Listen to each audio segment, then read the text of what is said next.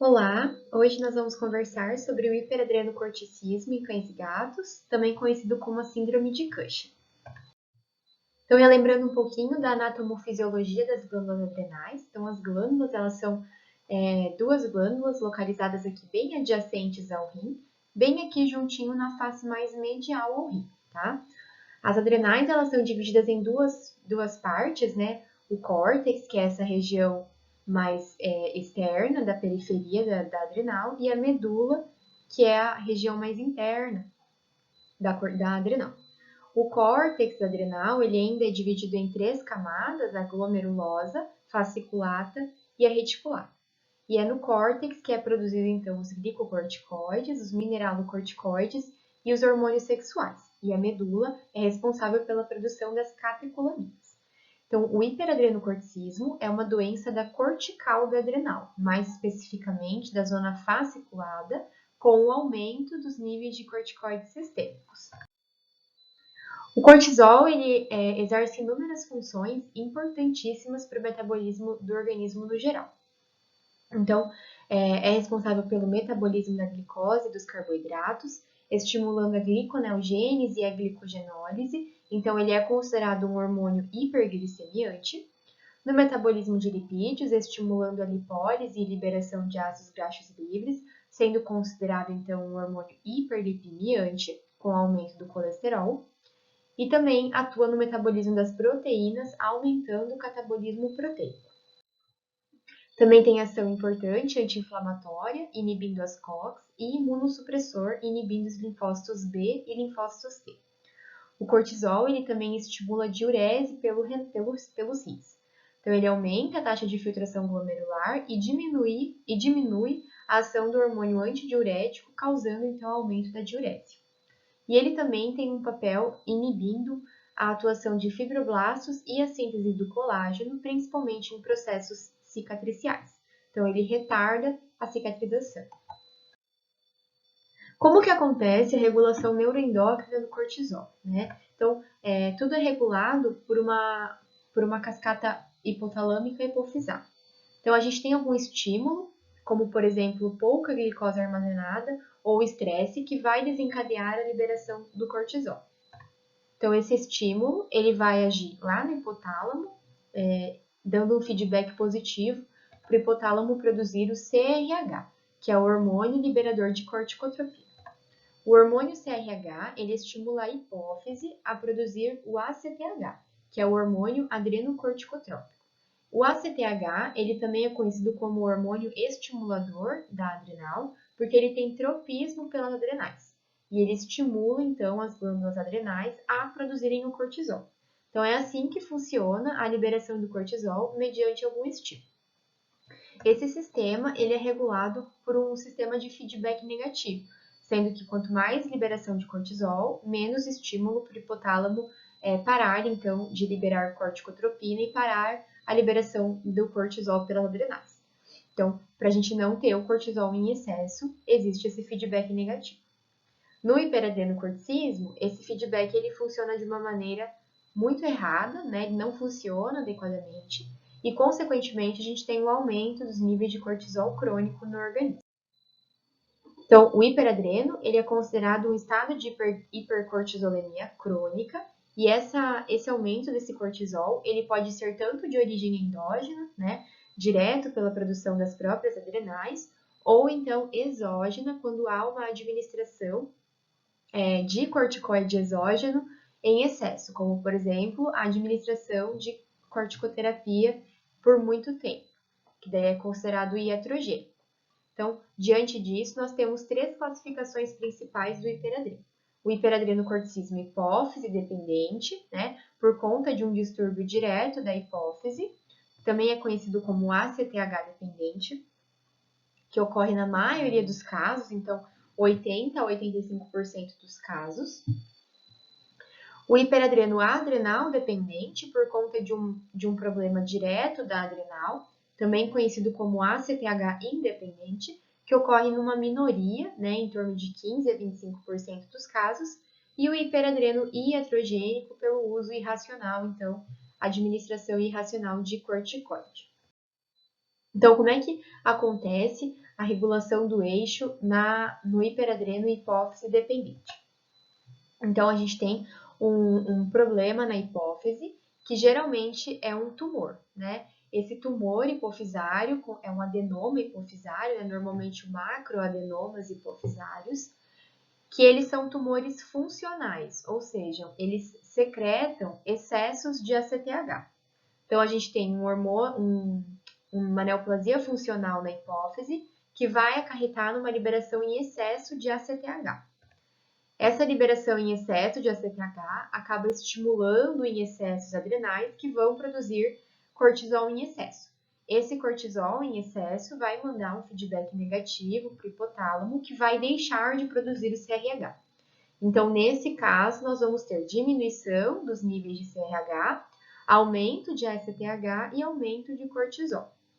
E, consequentemente, como a gente tem um aumento de estímulo, a gente também tem um aumento do tamanho das adrenais. Então, é muito comum esse achado, né? O aumento das duas adrenais no hiperadrenocorticismo hipófise dependente por conta do excesso de estímulo devido ao tumor funcional da hipófise. Guardem bem esses esquemas, tá? Entendam, é importante que vocês entendam adequadamente todo esse sistema de feedback, porque isso aqui vai auxiliar vocês no entendimento do diagnóstico posteriormente. Já no hiperadrenocorticismo adrenal dependente, a gente tem uma neoplasia funcional na adrenal. Então, uma das adrenais é acometida por um adenocarcinoma, né? Um tumor funcional que vai acarretar num excesso de secreção de cortisol. Esse excesso de secreção de cortisol vai levar a um feedback negativo para o hipotálamo, que vai produzir menos hormônio corticotrófico e a hipófise, consequentemente, vai produzir menos hormônio adrenocorticotrópico. Porém, isso não funciona porque uma das adrenais tem um tumor funcional que vai continuar liberando muito cortisol. E, consequentemente, a adrenal contralateral, que não tem o tumor, ela deixa de receber estímulo, né? Então, por conta da diminuição do estímulo pela hipófise, e ela diminui de tamanho. Então, nesse caso, a gente tem atrofia da adrenal contralateral. Aqui, então, uma imagem ilustrando o hiperadrenal dependente. Então, aqui uma adrenal normal em tamanho e morfologia normal. E aqui a outra adrenal totalmente irregular e aumentada de tamanho devido a uma neoplasia. E esses achados, eles são facilmente visualizados em exames de imagem, como, por exemplo, o ultrassom. E o hiperadrenocorticismo iatrogênico, ele é causado por uma administração exógena de excesso de cortisol, como, por exemplo, a terapia com glicocorticoide crônica. Então, a gente tem um aumento de cortisol exógeno que é interpretado pelo sistema hipotálamo hipofisário como sendo endógeno. Então, ele vai mandar um feedback negativo, o hipotálamo vai produzir pouco hormônio corticotrófico, que consequentemente vamos ter pouco adrenocorticotrófico e adrenal liberando menos cortisol. Porém, a gente mesmo assim, né, tem essa administração exógena e a gente continua tendo aumento de cortisol. Então, cães são extremamente predispostos, né? Então, gatos, é muito raro a gente ter gatos com hiperadrenocorticismo. E acomete, então, principalmente cães, fêmeas, de 6 a 8 anos de idade. Algumas raças são muito predispostas, como, por exemplo, Poodle, Dachshund, Yorkshire e Beagle, sendo que Poodle, gente, é uma prevalência muito, muito grande, tá? E existe uma correlação, né, com base no porte e o tipo do hiperadreno. Então, raças de pequeno porte, né, na maioria das vezes apresentam o hipófise dependente e raças de grande porte o adrenal dependente. Sendo que aqui, ó, pastor alemão acaba sendo muito predisposto ao desenvolvimento dos tumores da adrenal. Com relação aos sinais clínicos, a gente vai ter então sinais relacionados ao aumento do cortisol crônico. Então, vamos ter animais com poliúria por conta do aumento da taxa de filtração glomerular e da liberação e da diminuição da liberação do hormônio antidiurético por conta do cortisol aumentado. A polidipsia vai ser compensatória à poliúria. Polifagia, porque o cortisol aumentado ele diminui o centro da saciedade. Obesidade central ou então abaulamento abdominal, por conta de acúmulo de gordura central devido ao aumento do cortisol, assim como por conta de hepatomegalia, né? Então, esses animais eles têm uma alta taxa metabólica hepática por conta do catabolismo de proteínas e lipídios devido ao cortisol crônico. Fraqueza muscular por conta do aumento do catabolismo proteico. Machos frequentemente apresentam atrofia testicular e fêmeas apresentam anestro prolongado. Então, é um sinal clínico comum, tá? Fêmeas que ficam em anestro durante muito tempo, porque a gente tem um excesso de estimulação da zona fasciculata da cortical e, consequentemente, a gente tem menos liberação de hormônios sexuais pelas outras camadas da cortical da adrenal. E um achado comumente que acontece, né, em consequência do hiperadrenocorticismo é a hipertensão arterial sistêmica, sendo que a segunda maior causa de hipertensão arterial sistêmica em cães é o hiperadrenocorticismo. E isso acontece porque o aumento do cortisol crônico leva a uma maior sensibilidade das catecolaminas e também mais secreção de renina pelos rins. Então, a gente tem todo um desequilíbrio do sistema renina-angiotensina-aldosterona e, em consequência, uma hipertensão arterial sistêmica crônica.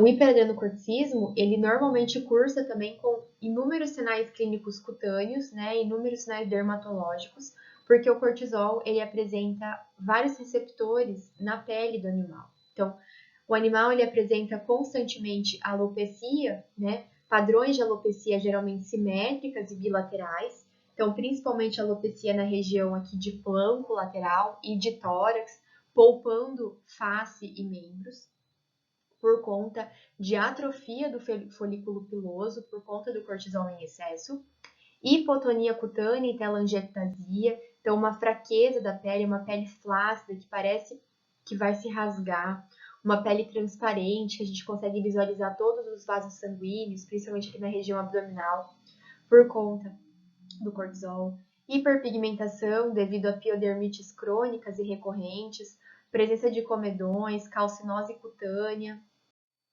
Então, aqui, ó, imagens que ilustram o hiperadrenocorticismo, né? Então, são achados muito comuns e que, na maioria das vezes, refletem o hiperadreno. Então, é comum que você se depare com esse paciente e, antes mesmo de examiná-lo, já diga, nossa, ele tem hiperadreno. Porque são sinais muito compatíveis. Então, esses padrões de alopecia geralmente generalizados, esse abaulamento abdominal é muito frequente e a telangiectasia e fraqueza da pele, fraqueza muscular. Então, aqui mais uma imagem, um esqueminha para ilustrar todos os sinais clínicos que o hiperadreno pode causar, fraqueza muscular, perda de proteína, e também lesões que demoram a cicatrizar, né? Então, é comum que esses animais tenham um retardo na cicatrização por conta do cortisol crônico que vai diminuir a ação dos fibroblastos e do colágeno. Então, a gente tem uma série de complicações em decorrência do hiperadrenocorticismo crônico. Então, a hipertensão arterial sistêmica, que eu já comentei com vocês, infecções do trato urinário, por conta da diminuição da densidade urinária, por conta da poliúria, urolitíases, principalmente urólitos de oxalato de cálcio, porque o cortisol ele está muito relacionado com o metabolismo do cálcio. Então, a gente tem um excesso de cálcio no sangue, que vai causar um excesso de cálcio na urina também.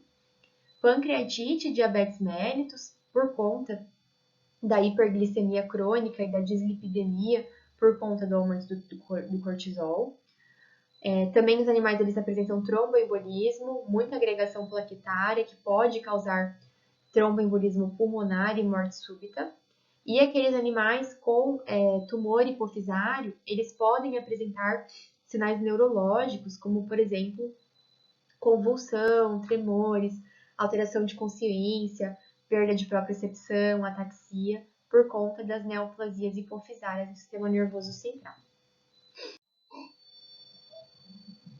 Então, o diagnóstico ele se baseia na resenha, achados de anamnese e exame físico, né? Então, sinais clínicos que acabam sendo muito compatíveis.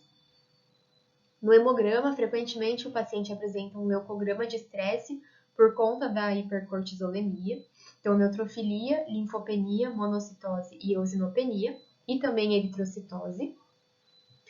Nos exames bioquímicos, a gente pode ter, então, aumento do LT por lesão hepática, por conta da alta taxa de metabolismo hepático desses pacientes, e aumento da FA, geralmente aumentos bem consideráveis, né?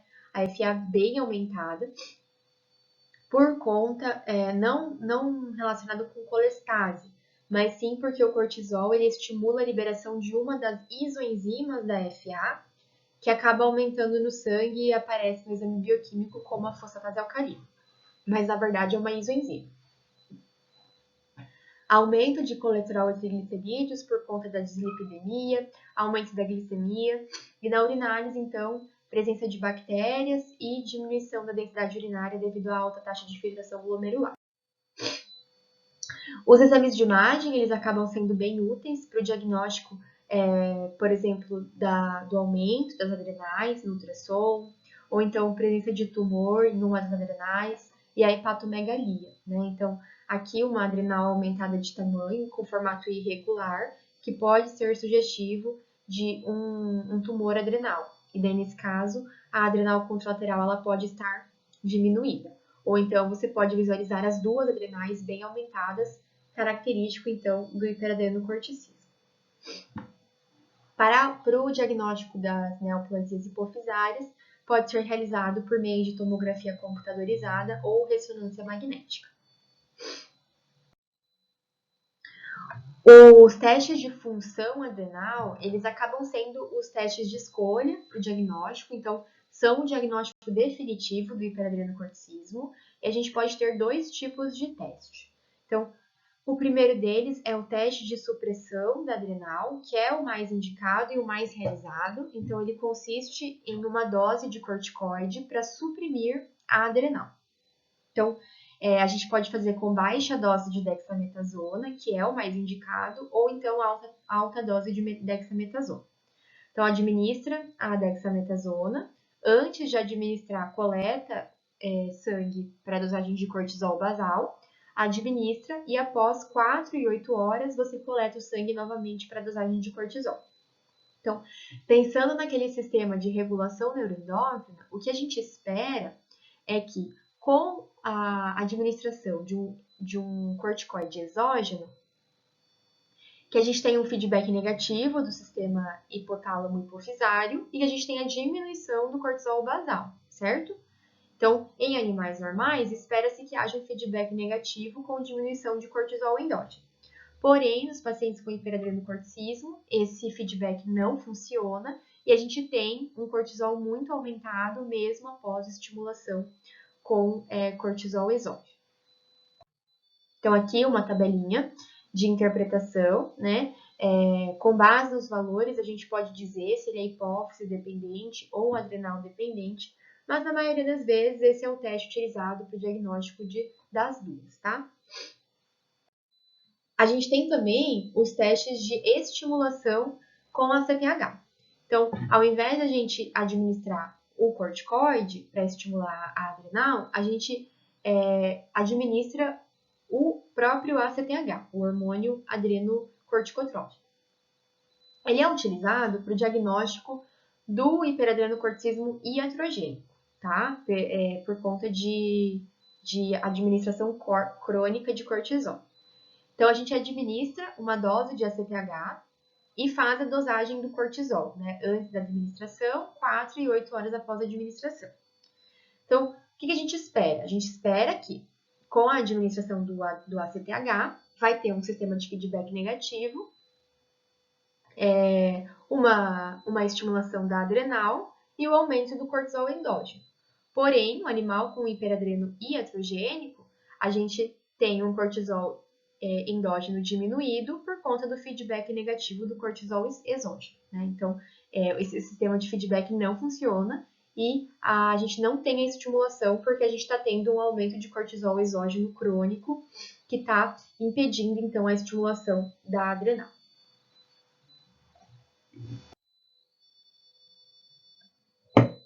Então, aqui, valores acima de 6 A gente diagnostica, então, abaixo de 6, perdão, a gente diagnostica, então, hiperadreno e iatrogênico.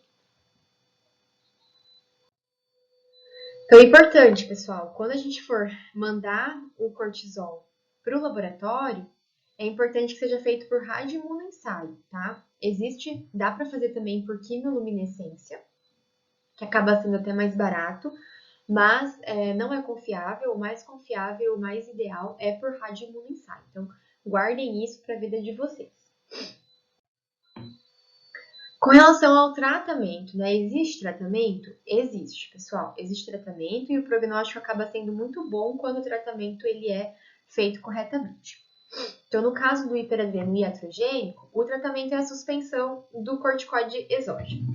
Essa suspensão, ela tem que ser gradativa. A gente nunca pode interromper um corticoide crônico do nada, né? Porque senão a gente vai deixar de ter aquele estímulo e o sistema hipotálamo hipofisário não vai reconhecer e ele vai continuar sem estímulo e você vai causar um hipoadrenocorticismo. Então, deve ser feita suspensão gradual do corticoide para o tratamento do hiperadreno iatrogênico. E o hiperadreno hipófise adrenal dependente, né? Então, são decorrentes de tumores, tanto em hipófise quanto em adrenais. Então, existem 3 tipos de tratamento recomendados: a hipofisectomia ou adrenalectomia, o mitotano e o trilostano, né? O mitotano e o trilostano são 2 fármacos. O mitotano ele é adrenocorticolítico e o trilostano ele atua no metabolismo dos esteroides. As cirurgias, elas não são recomendadas, não são feitas rotineiramente, porque elas são muito perigosas. Então, a gente acaba utilizando mesmo o tratamento farmacológico. O mitotano, ele é um quimioterápico que ele vai causar a necrose e a atrofia da glândula adrenal, tá? Então, ele atrofia ela e ela não produz mais o cortisol. O mitotano, ele tem inúmeros efeitos colaterais negativos que acabam, que o seu uso acabou caindo em desuso, tá? Então, por ele ser um quimioterápico, ele não vai agir somente lá na adrenal, ele vai agir em todo o organismo. Então, a gente vai ter alguns efeitos colaterais bem importantes, como gastrite, vômito, diarreia, ataxia, letargia, anorexia. A gente, inclusive, pode causar um hipoadrenocorticismo iatrogênico por conta da atrofia e necrose da glândula adrenal. Então, essa glândula adrenal, ela deixa de fazer sua função no geral, como um todo. E a gente pode ter, então, um hipoadreno e até mesmo morte súbita, porque a medular da adrenal, ela é a responsável pela liberação de catecolaminas. Então, paciente que não tem catecolaminas, eles podem ter morte súbita. Já o trilostano, ele é o medicamento de escolha, é o tratamento mais utilizado hoje em dia, o mais recomendado. Ele vai, então, atuar no metabolismo do cortisol por outras vias. Ele inibe a 3-beta-hidroxiesteroide desidrogenase, impedindo a conversão da preganelona em progesterona, cessando a produção do cortisol, tá? Então, ele é o tratamento de escolha e essa aqui é a dose, 2 a 6 mg quilocid, sempre após as refeições para aumentar a absorção dele. Então, aqui, ó, um esqueminha de como que ele funciona. Então, ele inibe essa enzima que vai acabar, então, inibindo a produção de cortisol por outras vias, tá? Pela via da progesterona. É muito importante que seja feito um acompanhamento desse paciente, tanto para acompanhar a remissão dos sinais clínicos e também porque, na maioria das vezes, precisa fazer reajustes de doses do trilostano. Então, é importante que você faça a dosagem do cortisol após o teste de estimulação com ACTH para o monitoramento do paciente. Então, nesses casos, eles devem estar dentro dos valores de referência. Se o cortisol estiver muito alto ainda, precisa aumentar a dose do trilostano, e se estiver muito baixo, precisa diminuir a dose. E além disso, você consegue acompanhar a melhora do paciente, né? Então, a gente acaba tendo uma resolução muito rápida da poliúria, da polidipsia e da polifagia, e, em contrapartida, uma resolução lenta das alterações cutâneas. Então, é importante deixar o proprietário ciente disso, né? Que a resolução das alterações dermatológicas vão acontecer de uma forma mais gradual. E aqui a gente tem uma imagem de um paciente antes do tratamento e após. Então, o prognóstico é realmente muito bom, mas é um tratamento que deve ser feito corretamente, deve ser feito para toda a vida do animal e deve ser feito esse acompanhamento rotineiro. Existe ainda uma outra classificação de hiperadreno que é muito mais incomum, mas também é descrita, que é o hiperadrenocorticismo atípico. Então, o que acontece aqui? A gente tem um paciente com todos os sinais clínicos compatíveis, né? Poliúria, polidipsia, polifagia, todas as alterações laboratoriais, hiperlipidemia, hepatomegalia, aumento de FA, aumento de pressão, alterações cutâneas compatíveis, tudo, né? Ele tem tudo para ter hiperadreno.